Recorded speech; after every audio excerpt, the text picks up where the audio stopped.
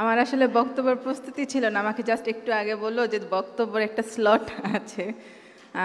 আমি হচ্ছে আয়েশা সিদ্দিকা মেঘলা, জাহাঙ্গীরনগর বিশ্ববিদ্যালয়ে দর্শন বিভাগে পড়ছি, মাস্টার্স 18-19 সেশন।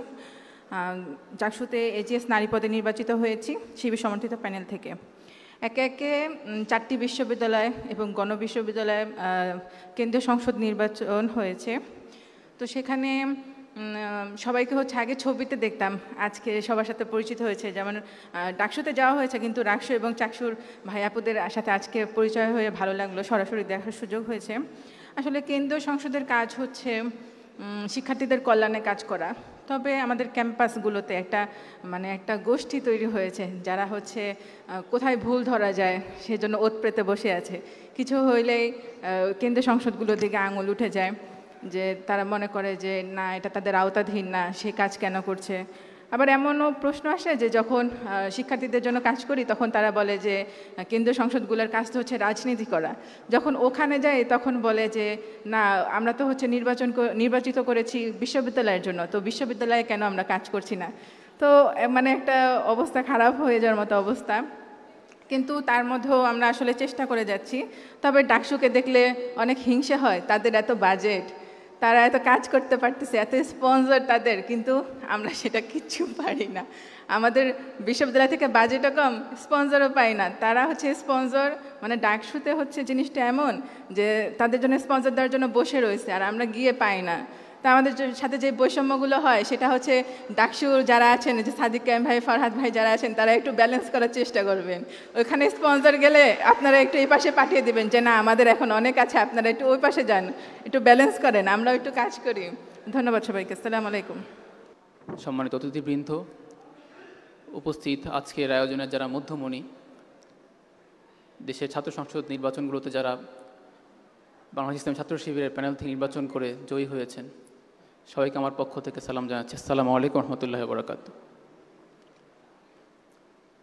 প্রিয় ভাইরা, আজকে এই আয়োজন থেকে মহান আল্লাহ রাব্বুল আলামিনের কাছে শুকরিয়া জ্ঞাপন করছি, যিনি আমাদেরকে এরকম একটা সুযোগ করে দিয়েছেন, যিনি ছাত্র সমাজের মনে ছাত্র শিবিরের প্রতি যে ভালোবাসা, সেই ভালোবাসা ঢেলে দিয়েছেন এবং দেশের এখন পর্যন্ত যে কটি ছাত্র সংসদ নির্বাচন হয়েছে সব নির্বাচনগুলোতে ছাত্র শিবিরকে বিজয় করেছেন। আলহামদুলিল্লাহ।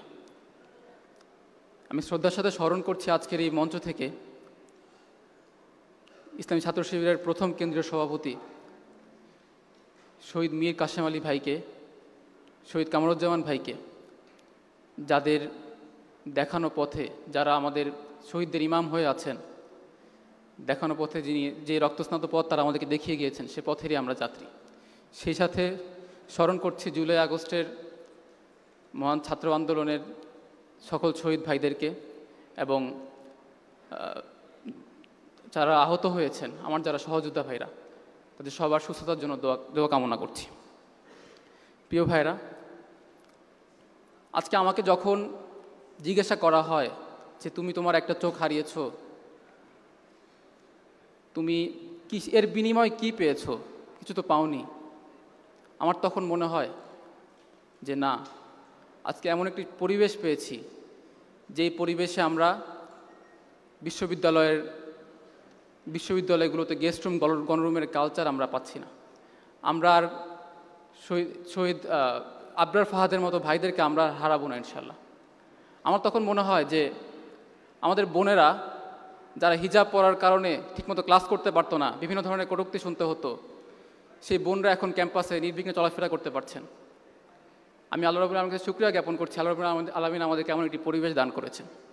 প্রিয় ভাইরা, আমাদের শহীদেরা যেই বিপ্লবের স্বপ্ন বুকে ধারণ করে নিজের জীবনকে বিলিয়ে দিয়েছিল, আমরা যারা আহত আছি, আমরা যে বিপ্লবের স্বপ্নকে ধারণ করে জুলাই আন্দোলনে সম্মুখ সারিতে ভূমিকা পালন করেছি, আজকে আমরা দেখতে পাচ্ছি যে আমাদের সেই বিপ্লবের স্বপ্ন এখনও পূরণ হয়নি।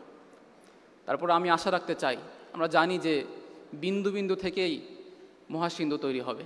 আজকের ছাত্র সংসদগুলো সেই বিন্দু, এবং ইনশাল্লাহ বাংলাদেশের ছাত্র সমাজের ম্যান্ডেট নিয়ে আমরা সেই বিপ্লবের মহাসিন্ধু রচনা করব ইনশাআল্লাহ। সেই বিপ্লবের সারথি হিসেবে আপনাদের সবাইকে আমাদের পাশে যাচ্ছি এবং আল্লাহ রাব্বুল আলামিন যেন আমাকেও সে বিপ্লবের সারথি হিসেবে কবুল করেন, সে আশাবাদ ব্যক্ত রেখে আমি আমার কথা এখানেই শেষ করছি। আসসালামু আলাইকুম রহমতুল্লাহি ওয়া বারাকাতুহু। ধন্যবাদ জানাচ্ছি।